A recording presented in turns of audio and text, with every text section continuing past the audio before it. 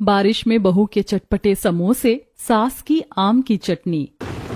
गांव के बाहर आसमान में काले काले बादल छाए हैं और मूसलाधार झमाझम बारिश हो रही है। रामदीन अपने सब्जी के खेत में घुटनों तक भरे कीचड़ में खड़ा होकर काम करते हुए मन ही मन, इस बार तो गांव में कुछ ज्यादा ही बारिश हो रही है। अगर ऐसे ही पानी बरसता रहा तो सारी मेहनत बह जाएगी। रामदीन अपना पुराना फटा हुआ छाता खोलकर सिर पर लगाता है और भीगते हुए पगडंडी से घर की तरफ चल पड़ता है। रास्ते में छाता ताने सामने से गांव का महेश आता है और रामदीन को देखकर रुक जाता है। अरे रामदीन भाई, इतनी तेज बारिश है, कहाँ से आ रहे हो? जल्दी जल्दी पैर बढ़ाओ और घर जाओ। इतनी बारिश में बाहर भीगते रहोगे तो तबीयत खराब हो जाएगी। अरे क्या बताएं महेश भाई, अगर इस मौसम में भी खेत में जाकर काम नहीं करेंगे और कमाएंगे नहीं तो खाएंगे क्या? अरे भाई, तुम्हारा तो जवान बेटा है, अब तो उसे तुम्हारी जगह खेतों में काम करना चाहिए। अरे भाई, सूरज मदद करेगा ना, लेकिन अभी तो शहर में अपनी कॉलेज की पढ़ाई पूरी कर रहा है। जब तक उसका कॉलेज पूरा नहीं हो जाता तब तक मैं उसे इन सब चिंताओं में डालकर डिस्टर्ब नहीं करना चाहता। हाँ भाई, ये बात तो तुमने बिल्कुल सही कही, बच्चों की पढ़ाई भी जरूरी है। दोनों अपनी अपनी राह चल देते हैं और रामदीन भागता हुआ अपने कच्चे घर में पहुंच जाता है और दरवाजे के पास फटा हुआ छाता रखकर अंदर आता है। तभी उसकी पत्नी शारदा उसे सूखा तौलिया देते हुए, हे भगवान, आप तो पूरे के पूरे पानी में भीग गए हैं। ये लीजिए, जल्दी से सिर और बदन पोंछ लीजिए। रामदीन तौलिए से अपना सिर और हाथ पैर अच्छी तरह पोंछता है और खाट पर बैठ जाता है। जा बेटी तनुजा, अब जल्दी से रसोई से गरम गरम खाना निकाल ला, तेरे पिताजी को बहुत तेज भूख लगी होगी। जी माँ। तनुजा रसोई में जाती है और रोटियां और सब्जी लाती है और सभी साथ बैठकर खाना खाने लगते हैं। अगले दिन भी आसमान से झमाझम बारिश लगातार बरस रही होती है और रामदीन अपने खेत में मेड़ बांध रहा होता है। तभी छतरी ताने गांव का जमींदार पूरन सिंह खेत की मुंडेर पर आकर रामदीन से, अरे ओ रामदीन, तो इस बार भी मेरा पुराना कर्जा ब्याज समेत चुका पाएगा कि नहीं? आसमान से बरसती आफत को देखकर तो साफ लगता है कि तेरी सब्जियों की फसल पूरी सड़ जाएगी। माई बाप, हमारे मुंह पर ऐसा अशुभ मत कहिए। मैं पाई पाई करके आपका सारा कर्जा इस बार चुका दूंगा। इस बार भगवान ने चाहा तो फसल भी अच्छी निकल आएगी और ये बारिश भी जल्दी ही थम जाएगी। ठीक है, ज्यादा ज्ञान मत बांट, बस इतना ध्यान रखना कि समय पर मेरा कर्जा मेरे हाथ में ही आ जाना चाहिए। जमींदार पूरन सिंह वहाँ से चला जाता है और अचानक बादलों की गड़गड़ाहट के साथ बारिश और तेज हो जाती है। रामदीन बुरी तरह कांपते हुए घर लौटता है और कपड़े बांधकर खाट पर लेट जाता है, लेकिन कुछ ही देर में उसका बदन ठंड से कांपने लगता है और शाम होते होते उसे तेज बुखार चढ़ जाता है। अरे तनुजा, तेरे पिताजी का शरीर तो आग की तरह तप रहा है, जल्दी से जा और बाहर से कोई ऑटो बुला के ला, इन्हें लेकर डॉक्टर के पास चलते हैं। जी माँ। तनुजा बारिश में भागकर ऑटो लाती है। शारदा और तनुजा रामदीन को संभालकर गांव के अस्पताल में डॉक्टर के पास ले जाती हैं। टेस्ट करने के बाद डॉक्टर, देखिए, रामदीन जी को ठंड लगने की वजह से टाइफाइड हो गया है। मैंने जरूरी दवाइयाँ लिख दी हैं, लेकिन ध्यान रहे कि इनको बिल्कुल भी बारिश में भीगने मत देना। दवाइयाँ लेकर वो सब घर आ जाते हैं। इसके बाद लगातार 3 दिनों तक बिना रुके गांव में झमाझम बारिश होती रहती है। 3 दिन बाद जब आसमान साफ होता है और बारिश रुकती है तो रामदीन खाट से उठने की कोशिश करते हुए, 3 दिन हो गए, पता नहीं हमारे खेतों में सब्जियों का क्या हुआ होगा, मुझे जाकर देखना ही पड़ेगा। नहीं, आपकी तबीयत ठीक नहीं है, आप यहीं खाट पर रुकिए, मैं और तनुजा दोनों जाकर खेत देख कर आते हैं। हाँ बापू, आप आराम कीजिए, हम अभी खेत का हाल देख कर लौटते हैं। शारदा और तनुजा खेत पर पहुँचती हैं तो देखती हैं कि पूरा खेत पानी में डूबा हुआ है और सारी सब्जियां सड़कर बर्बाद हो चुकी हैं। हे भगवान, ये क्या कर दिया तूने? हमारी पूरी सब्जियों की फसल पानी में गलकर बर्बाद हो गई। पास के खेत से गांव की 2 औरतें मुनिया और शीला वहां आती हैं और शारदा को रोते हुए देखकर कहती हैं, अरे शारदा बहन, मत रो, इस बेरहम बारिश ने सिर्फ तुम्हारा ही नहीं, गांव के बाकी सब गरीबों का भी यही हाल किया है। हाँ बहन, उन सबकी भी सारी फसलें पानी में डूबकर बर्बाद हो गई हैं। देखो, हमारी भी मेहनत पर पानी फिर गया। दोनों भारी कदमों से घर लौटती हैं। खाट पर लेटा रामदीन उन्हें देखकर उठ बैठता है। क्या हुआ शारदा, खेत में सब्जियां सही सलामत तो है ना? सब कुछ खत्म हो गया जी, हमारी सारी फसल पानी में डूबकर पूरी तरह बर्बाद हो गई है। हे भगवान, ये कैसा कहर टूटा है। एक तो सिर पर जमींदार का भारी कर्जा है, ऊपर से मेरी ये खराब तबीयत, और अब इस बारिश ने भी फसल को भी ले लिया। बापू आप इतनी चिंता क्यों करते हो? भैया तो है ना शहर में, भैया घर आकर सब कुछ संभाल लेंगे। तनुजा कोने में जाकर अपने मोबाइल से शहर में पढ़ रहे अपने भाई सूरज को फोन लगाती है। हेलो भैया, गांव में बहुत बुरी आफत आ गई है। बापू बीमार हैं और बारिश से हमारे पूरे खेत की फसल बर्बाद हो गई है। तनुजा, तुम लोग जरा भी चिंता मत करो, मैं हूँ ना। मेरे कॉलेज का इम्तिहान भी खत्म हो गया है, मैं सब कुछ संभाल लूंगा। तुम बस पिताजी की दवाइयों और उनकी सेहत का ध्यान रखो। तनुजा फोन काट कर मुस्कुराती हुई अपने माँ बाप के पास आती है। बापू, माँ, भैया ने बोला है कि चिंता मत करो, भैया घर आएंगे तो हमारे सारे दुख दूर हो जाएंगे। उधर शहर के एक सुंदर पार्क में सूरज अपने दोस्तों के साथ बेंच पर बैठा गर्मा गर्म समोसे खा रहा होता है। उसके चेहरे पर गहरी चिंता होती है। सूरज, क्या बात है, तुम इतनी देर से गुमसुम बैठकर क्या सोच रहे हो? इतनी टेंशन क्यों ले रहे हो? अरे निकिता, गांव से तनुजा का फोन आया था। गांव में बहुत ज्यादा बारिश हो गई है और बापू की पूरी फसल बर्बाद हो गई है। मुझे तुरंत गांव जाना पड़ेगा। हाँ यार सूरज, जब तेरे घर वाले गांव में इतनी बड़ी मुसीबत में है तो तुझे फौरन वहां जाना चाहिए। और वैसे भी हम सबका कॉलेज तो अब खत्म ही हो गया है। सूरज, अगर तुम मुझे इस शहर में अकेला छोड़कर चले जाओगे तो मैं यहाँ अकेले क्या करूंगी? तुम्हें तो अच्छी तरह पता है कि इस दुनिया में मेरे माता पिता भी नहीं है। मैं अकेली हॉस्टल में रहती हूँ, मुझे भी अपने साथ गाँव ले चलो। निकिता, तो कैसी पागलों जैसी बातें करिए? बिना शादी किए तो सूरज के साथ उसके गाँव के घर कैसे जाएगी? अगर बिना शादी के मैं उसके साथ नहीं जा सकती तो हम दोनों अभी शादी कर लेते हैं। हाँ यार, ये तो बिल्कुल सही बात है। चलो सब मिलकर अभी कोर्ट चलते हैं और तुम दोनों कोर्ट मैरिज कर लो। लेकिन वीर, अगर मैं ऐसे अचानक कोर्ट मैरिज करके गांव जाऊंगा तो मेरे सीधे साधे घर वाले बहुत गुस्सा करेंगे। अरे सूरज, तू बिल्कुल चिंता मत कर। तेरी इस निकिता को स्वादिष्ट समोसे बनाने का कितना शौक है। जैसे ये आज हम सबको समोसे बनाकर खिला रही है, बस गांव जाते ही ऐसे ही समोसे बनाकर तेरे घर वालों को खिला देगी तो वो सब एक पल में खुश हो जाएंगे। रिया की बात सुनकर निकिता, वीर और सूरज सभी जोर से हंसने लगते हैं। तभी शहर में भी अचानक तेज झमाझम बारिश शुरू हो जाती है। चारों दोस्त भागते हुए कोर्ट पहुंचते हैं। सूरज और निकिता कोर्ट के रजिस्टर में दस्तखत करके शादी कर लेते हैं और उसी बरसते पानी में सूरज और निकिता बस में बैठकर गांव पहुंचते हैं और भीगते हुए अपने घर का दरवाजा खटखटाते हैं।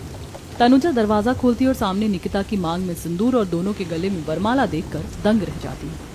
अरे भैया, आप तो शादी करके आ गए। माँ, जल्दी आओ, बापू जल्दी बाहर आओ, देखो तो। शारदा और बीमार रामदीन दोनों उठकर दरवाजे के पास आते हैं। ये क्या बेटा सूरज, तू बिना कुछ बताए बिना बाजे गाजे के ऐसे शादी करके दुल्हन ले आया? माँ, हालात ही कुछ ऐसे बन गए थे। अब क्या सारी बातें दरवाजे पर खड़ी रहकर ही पूछ लोगी या हमें घर के अंदर भी आने दोगी? देखो, हम दोनों बारिश में पूरे भीग रहे हैं। भीग रहे हैं तो इसका क्या मतलब हुआ कि सीधे अंदर घुसाओगे? पहले तो बहू का नियम से गृह प्रवेश करवाऊंगी, तभी तो अंदर पैर रखने दूंगी। तनुजा जल्दी से भागकर पूजा की थाली लाती है और आरती उतारती है और निकिता का चावल का कलश गिरवाकर विधि विधान से गृह प्रवेश करवाती है। दोनों अंदर आते हैं और भीगे कपड़े बदलकर हॉल में आकर बैठते हैं। हाँ बेटा सूरज, अब बता क्या बात थी? तूने इतनी जल्दबाजी में शादी क्यों कर ली? आखिर ऐसी क्या जरूरत पड़ गई थी तुझे? सूरज अपने माता पिता को निकिता के अनाथ होने और शहर के पूरे हालात के बारे में सब कुछ सच सच बता देता है। चलो ठीक है बेटा, हमें तो वैसे भी आगे चलकर तेरी शादी करनी ही थी। अगर तूने इसे अपनी जीवन संगिनी चुन ही लिया है तो कोई बात नहीं। उसके बाद सभी लोग साथ मिलकर खाना खाते हैं और अपने कमरे में आराम करते हैं। अगली सुबह सूरज जल्दी उठकर हॉल में आता है और अपने जूते पहनते हुए, मैं गांव में जाकर अपने लिए कोई दूसरा काम ढूंढता हूँ। हाँ भैया, घर चलाने के लिए अब यही करना पड़ेगा। सूरज घर से निकलकर काम की तलाश में गांव के जमींदार की बड़ी हवेली पर पहुंचता है और हाथ जोड़कर खड़ा हो जाता है। जमींदार जी, मुझे पैसों की सख्त जरूरत है। क्या आपके पास मेरे लायक कोई काम मिल सकता है? ठीक है, अगर काम चाहिए तो मेरी इस पूरी हवेली का झाड़ू पोछा और साफ सफाई का काम कर ले। लेकिन जमींदार जी, मैं कॉलेज से ग्रेजुएट हूँ, बहुत पढ़ा लिखा हूँ। अरे ओ लड़के, हमारे इस गांव में पढ़ा लिखा और अनपढ़ सब एक बराबर होता है। करना है तो यही काम है, वरना रास्ता नाप। सूरज वहाँ से निराश होकर निकलता है और गांव में इधर उधर काम तलाशता है, लेकिन उसे कहीं कोई काम नहीं मिलता। भटकते हुए वो सब्जी मंडी पहुंचता है, जहां आड़ती विनीत अपनी गद्दी पर बैठा सब्जियों की बोरियों का हिसाब कर रहा होता है। बाबूजी, क्या आपके पास यहाँ मंडी में मेरे लिए कोई काम है? हाँ, मुझे यहाँ अपनी दुकान पर खरीदारों और माल का हिसाब किताब रखने के लिए एक मुंशी की जरूरत है। लेकिन एक बात पहले ही कान खोल कर सुन ले, मैं इस काम के ज्यादा पैसे नहीं दूंगा। ठीक है विनीत जी, कोई बात नहीं, मैं कम पैसों में ही काम कर लूंगा। सूरज पूरा दिन मंडी की धूप और कीचड़ में बैठकर बही खाते में हिसाब किताब लिखता है। शाम को विनीत उसे 50 रुपए का एक नोट थमाता है। विनीत जी, पूरे दिन की इतनी कड़ी मेहनत के बाद सिर्फ 50 रुपए, इतने कम पैसे? हाँ भाई, हमारे यहाँ नए लड़के को इतने ही पैसे मिलते हैं। लेना है तो ले, वरना कल से मत आना। अच्छा ठीक है, अगर पैसे कम है तो मुझे इसके बदले कुछ बची हुई सब्जियां ही दे दीजिए। ये कोने में टोकरी में कुछ छटी हुई बची कुची खराब सब्जियां पड़ी हैं, इन्हें तू अपने घर साथ ले जा। सूरज 50 रुपए में से रास्ते की चक्की से थोड़ा सा आटा खरीदता है और बची हुई सब्जियां लेकर थके कदमों से घर लौटता है। माँ, मैं आज की कमाई से ये थोड़ा सा आटा और मंडी से बची हुई सब्जियां लेकर आया हूँ। निकिता और ननद तनुजा सब्जियां और आटे की थैली लेकर रसोई में जाती हैं। भाभी, आज रात के खाने में क्या बनाऊं? सिर्फ यही थोड़ी सी सब्जियां हैं। तनुजा, इस ठंडे और झमाझम बारिश के मौसम में सूखी मिक्स वेज और सादी रोटी खाने में बिल्कुल अच्छी नहीं लगती। इस सुहावने मौसम में तो गर्मा गर्म और तीखा चटपटा खाने का मन करता है। हाँ भाभी, मन तो मेरा भी करता है, लेकिन घर में चटपटा बनाने के लिए कोई खास सामान ही नहीं है। सिर्फ कुछ हरी मिर्च और लहसुन ही पड़ा है। तनुजा, क्यों ना हम मिलकर आज इन सब्जियों से गर्मा गर्म समोसे बना ले। समोसे? लेकिन भाभी, हमारे पास तो आलू ही नहीं है। तो क्या हुआ तनुजा, आलू नहीं है तो सब्जियां तो है ना। हम आज मिक्स वेज समोसे बनाएंगे। निकिता गाजर, मटर और बची हुई सभी सब्जियों को बारीक काटती है, उन्हें मसालों के साथ कढ़ाई में भूनती है, आटे की लोई बेलकर उसमें स्टफिंग भरती है और समोसे गढ़ने लगती है। तभी शारदा रसोई के दरवाजे पर आती है और बहू को समोसे बनाते देखकर चौंक जाती है। अरे बहू, ये रसोई में क्या नया पकवान बना रही हो? माँ जी, आज मैं सबके लिए गर्मा गर्म मिक्स वेज समोसे बना रही हूँ। बहू, तुम्हारा ये समोसे बनाने का आइडिया तो बहुत ही बढ़िया है, लेकिन तीखी चटनी के बिना समोसे खाने में कोई मजा नहीं आता। हाँ माँ जी, बात तो आपकी बिल्कुल सच है, लेकिन मुझे ऐसी देसी देहाती चटनी बनाना नहीं आता है। कोई बात नहीं बहू, मैं हूँ ना, मैं तुझे अपने हाथ की स्पेशल चटपटी चटनी बनाना सिखाती हूँ। शारदा सिलबट्टे पर हरी मिर्च, हरा धनिया, जीरा, काला नमक और पुदीने की पत्तियां रखकर बारीक और तीखी चटनी पीस देती है। लो बहू, चटनी बनकर तैयार हो गई है। अब तुम गर्मा गर्म तले हुए समोसे सबके आगे परोस दो। निकिता थाली में भाप उड़ते समोसे और हरी चटनी सजाकर बाहर हॉल में लाती है। पूरा परिवार चटाई पर बैठकर समोसे खाने लगता है। अरे वाह बहू, आज तो तुमने बिना आलू के सिर्फ आटे और सब्जियों से इतने लाजवाब समोसे बनाए हैं। ये तो बहुत ही टेस्टी लग रहे हैं। हाँ जी, इसे मेरी बनाई तीखी चटनी में डुबो कर खाइए, देखिए कितनी चटपटी बनी है।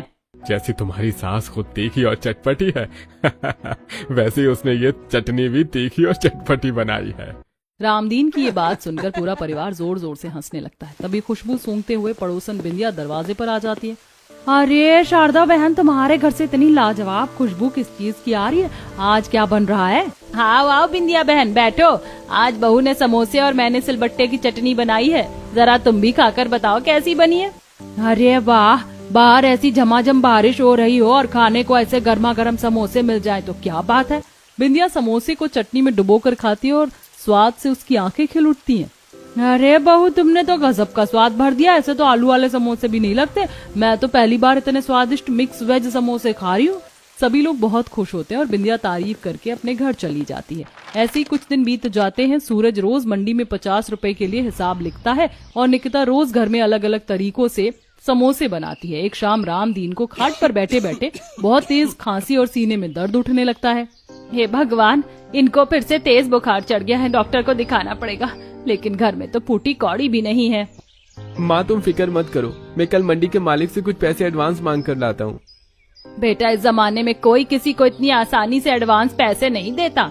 तभी दरवाजे पर जमींदार पूरन सिंह अपने 2 लठैतों के साथ आकर धमकता है।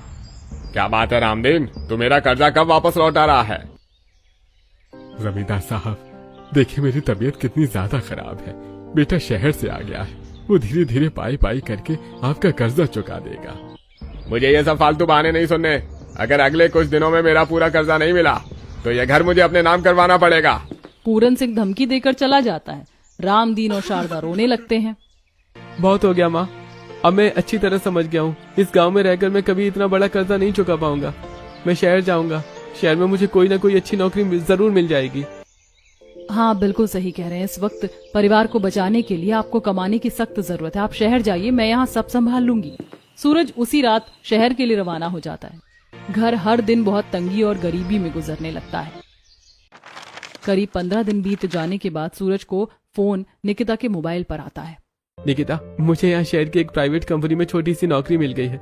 मेरा ज्यादा अनुभव नहीं था, इसलिए तनख्वाह कम है, फिर भी मैंने तुम्हें ऑनलाइन 1000 रुपए भेजे हैं। सच?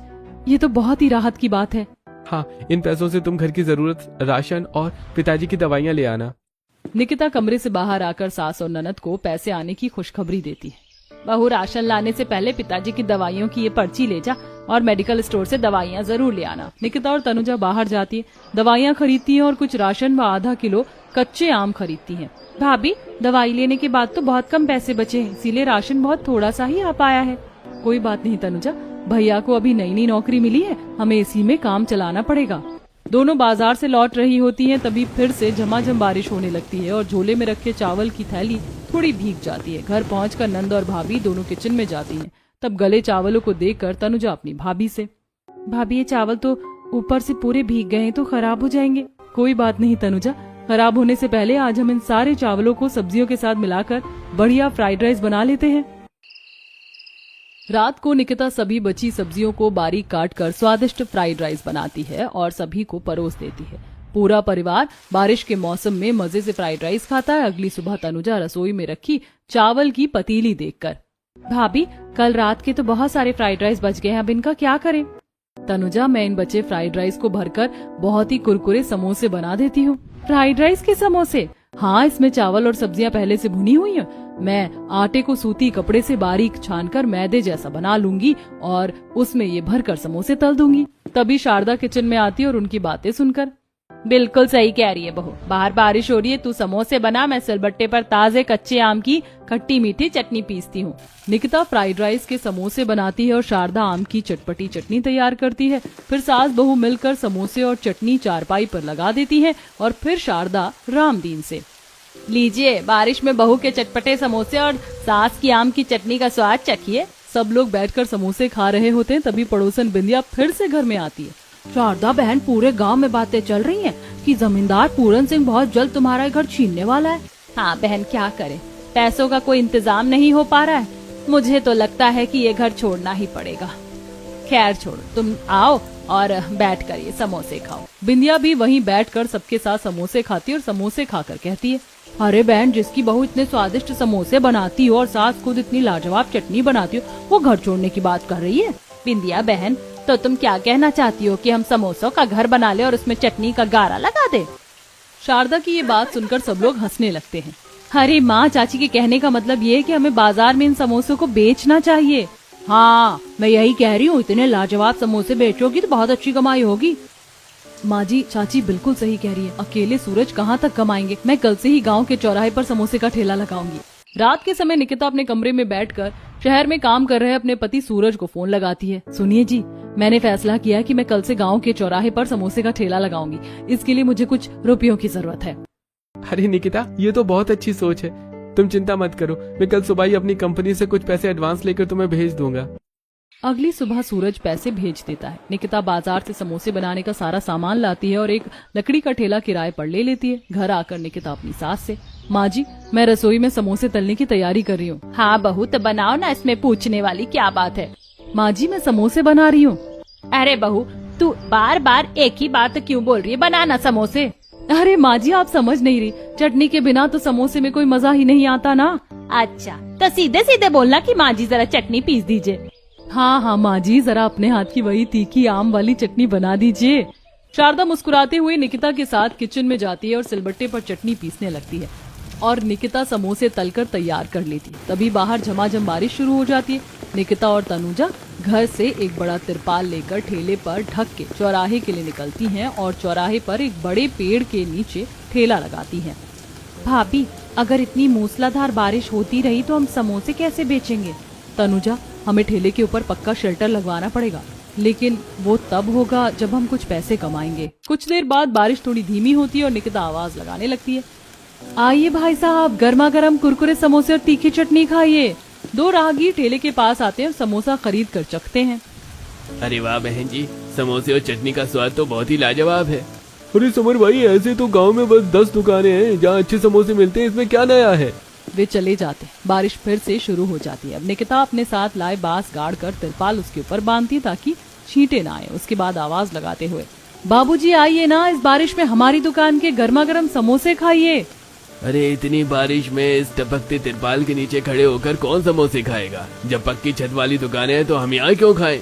करण मुंह बनाकर चला जाता है। तब तनुजा अपनी भाभी से, भाभी अगर लोग ऐसे ही मना करते रहे तो हमारे समोसे कौन खरीदेगा? तनुजा तू फिक्र मत कर, मुझे अच्छी तरह समझ आ गया है कि ग्राहकों को अपनी दुकान पर कैसे खींचना है। आज तो ठेला समेट लेते हैं। दोनों दुकान समेट कर घर लौटती हैं और खाली हाथ देखकर सास परेशान हो जाती है। अरे बहू, आज तो ज्यादा समोसे बिके ही नहीं, ऐसे में काम कैसे चलेगा? माँ जी आप बिल्कुल चिंता मत कीजिए, मैंने सोच लिया है कल मैं पूरे 10 अलग अलग तरह के समोसे बनाऊंगी। 10 तरह के समोसे? कहीं तू ये तो नहीं सोच रही है कि मुझे भी 10 तरह की अलग अलग चटनी बनानी पड़ेगी? अरे नहीं माँ जी, समोसे भले ही 10 तरह के हों, लेकिन आपकी ये एक ही आम की चटनी उन 10 पर भारी पड़ेगी। निकिता की बात सुनकर सभी हंस पड़ते हैं। अगली सुबह निकिता 10 तरह के समोसे तैयार करती है। आलू fried rice samosa, Maggi samosa, poha samosa, चना समोसा, पत्ता गोभी समोसा, सोया कीमा समोसा, मैक्रोनी समोसा, चीज समोसा और पनीर समोसा। उसके बाद सारे समोसे को लाकर हॉल में रखते हुए अपनी सास से, माँ जी आज देखिएगा कि हमारी दुकान पर ग्राहकों की कैसी भारी भीड़ लगती है। ससुर भी 10 तरह के समोसे को देखकर खुश हो जाते हैं। निकिता और तनुजा अपना थैला लेकर निकल पड़ती है। वो चौराहे पर ठेला लगाती है। 10 तरह के समोसे देखकर ग्राहकों की भारी भीड़ जमा हो जाती है। देखो भाई देखो, इस दुकान पर तो पूरे 10 तरह के अनोखे समोसे मिल रहे हैं। अरे बहन जी, मुझे तो मैक्रोनी बहुत पसंद है, जरा 1 प्लेट मैक्रोनी समोसा और तीखी चटनी देना। और मुझे चीज और पनीर वाला समोसा चटनी के साथ दो।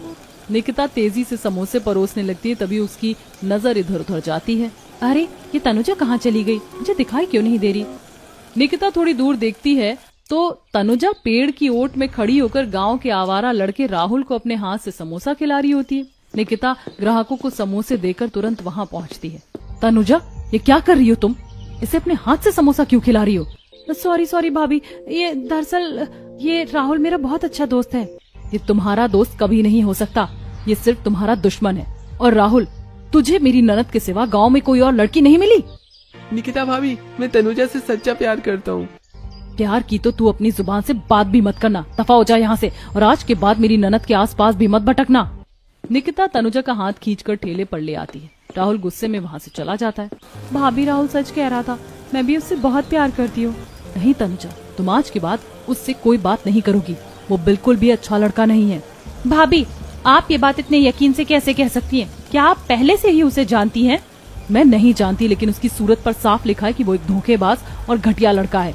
आप बिना जाने किसी पर भी इल्जाम लगा रही हैं। आपने तो खुद भैया से लव मैरिज की है, कम से कम आप तो मेरी सच्ची भावनाओं को समझ सकती थी। मैं तुम्हारी भावनाएं समझ सकती हूँ तनुजा, लेकिन उस धोखेबाज लड़के को तुम्हारी जिंदगी में कभी कबूल नहीं कर सकती। मैंने बोल दिया, बात यहीं खत्म। शाम को समोसे बेचकर दोनों घर लौटती हैं। सारे समोसे बिक चुके होते हैं, लेकिन तनुजा मुंह फुलाकर चुपचाप अपने कमरे में चली जाती है। बहू सारे समोसे बिक गए, बहुत अच्छी कमाई हुई, पर ये तनुजा इतनी उदास होकर कमरे में क्यों चली गई? पता नहीं माँ जी, वैसे सच कहूँ तो तनुजा बड़ी और सयानी हो गई है। हमें जल्दी उसकी शादी के बारे में सोचना चाहिए। बस बहू, तेरी ये समोसे की दुकान अच्छे से चल जाए और बेटे की नौकरी जम जाए तो हम धूमधाम से अपनी बेटी के हाथ पीले कर देंगे। ऐसे ही कुछ दिन बीत जाते हैं। कुछ ही दिनों में निकिता के 10 फ्लेवर वाले समोसे और सास की आम की चटनी पूरे इलाके में मशहूर हो जाते हैं। अब सास और बहू मिलकर दुकान पर जाती है। उन्होंने ठेले के ऊपर लोहे का मजबूत शेड लगवा लिया होता है, जहां बारिश में भी लोग मजे से खड़े होकर समोसे खाते हैं। एक शाम घर पर निकिता हिसाब की डायरी देखते हुए, माँ जी देखिए हमारे पास बहुत अच्छे पैसे जमा हो गए हैं, अब हम बहुत जल्द जमींदार का कर्जा उतार देंगे। तभी पड़ोसन बिंदिया मुस्कुराती हुई घर आती है। शारदा बहन, तुम्हारे बहू के समोसे तो पूरे गांव में मशहूर हो गए। हाँ बहन, हमने पाई पाई जोड़कर पैसे इकट्ठे कर लिए हैं और अब हम साहूकार का सारा कर्जा चुका देंगे। यह तो बहुत ही शुभ बात है। और सुनो, मेरी नजर में तुम्हारी बेटी तनुजा के लिए शहर के एक बहुत अच्छे और संस्कारी परिवार का रिश्ता आया है। अरे वाह, मैं अभी सूरज को फोन करके गाँव बुला लेती हूँ, फिर तुम कल ही उन लड़के वालों को घर पर बुला लेना।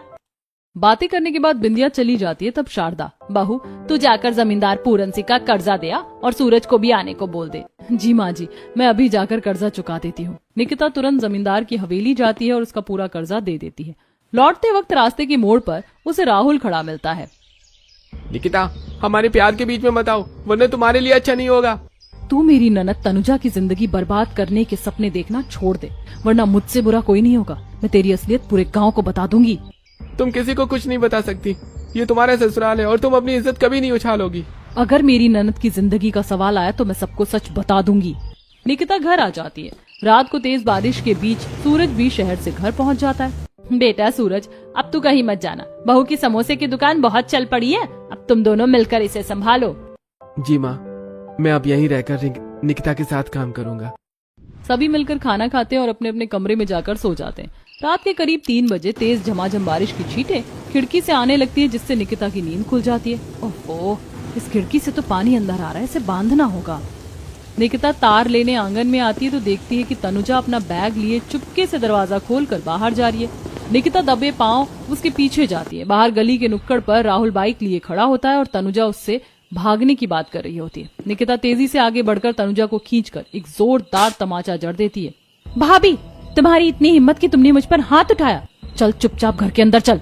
और राहुल, अगर तू यहाँ से नहीं भागा तो मैं पुलिस बुला लूंगी।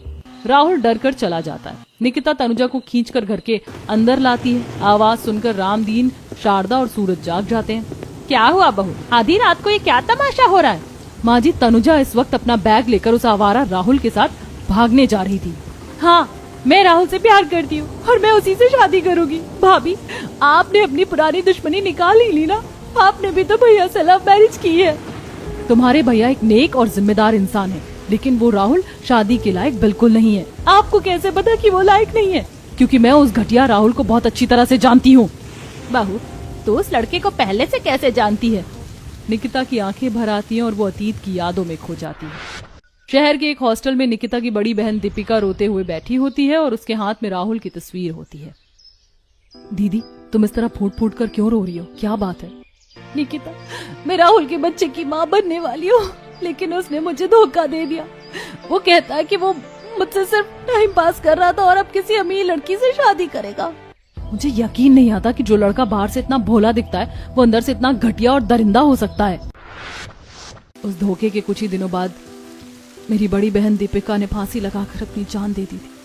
इसीलिए मैं नहीं चाहती थी कि तनुजा उस दरिंदे के जाल में फंसे। भाभी, मुझे माफ कर दीजिए, आपने ये बात मुझे पहले क्यों नहीं बताई? मैं डरती थी कि ये मेरा ससुराल है। अगर मैं अपनी बहन का ये दर्दनाक सच बताती तो आप लोग मेरे और मेरे परिवार के बारे में क्या सोचते? बेटा, तूने अपनी ननद का भविष्य बचाने के लिए इतनी बड़ी बात सबके सामने रखी, ये तेरे सच्चे प्यार और संस्कारों का सबसे बड़ा सबूत है। तभी तनुजा के फोन पर राहुल का फोन बजता है। तनुजा फोन उठाकर स्पीकर ऑन करती है।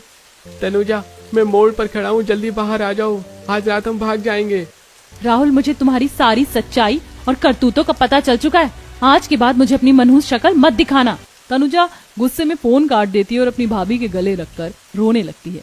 भाभी, कल जो लड़के वाले आ रहे, आप उनके यहाँ मेरी शादी की बात पक्की कर दीजिए। सभी लोग तनुजा की ये बात सुनकर खुश हो जाते हैं। अगले दिन दोपहर में लड़के वाले आते हैं, तनुजा को पसंद करते हैं और शादी तय हो जाती है। शादी की तैयारी होने लगती है। अंत में शादी का दिन भी आ जाता है। शादी के दिन आंगन में निकिता के 10 तरह के चटपटे समोसे और सास की स्पेशल आम की चटनी का एक बहुत बड़ा स्टॉल लगता है। सभी बाराती और मेहमान स्वाद की तारीफ करते नहीं थकते। शादी के मंडप में एक बड़ा होटल व्यापारी आता है और रामदीन और सूरज से हाथ मिलाता है। अरे रामदीन जी, आपके बहू के हाथ के बने समोसे और शारदा जी की आम की चटनी, इसका स्वाद तो पूरे गांव में बेमिसाल है। मैं शहर के मेन हाईवे पर एक बहुत बड़ा फैमिली रेस्टोरेंट खोलना चाहता हूँ। मैं पूरा पैसा लगाऊंगा और इस रेस्टोरेंट की पूरी फ्रेंचाइजी आपके परिवार को सौंपता हूँ। इसे आप लोग ही चलाएंगे। अरे, ये तो हमारे पूरे परिवार के लिए बहुत बड़ा सपना सच होने जैसा है। देखा बहू, तेरी मेहनत और मेरी आम की चटनी ने मिलकर पूरे परिवार की किस्मत बदल दी। तनुजा की खुशी खुशी विदाई होती है और पूरा परिवार हाईवे पर नया रेस्टोरेंट खोलकर पूरी मेहनत के साथ समोसे और चटनी का कारोबार चलाने लगता है।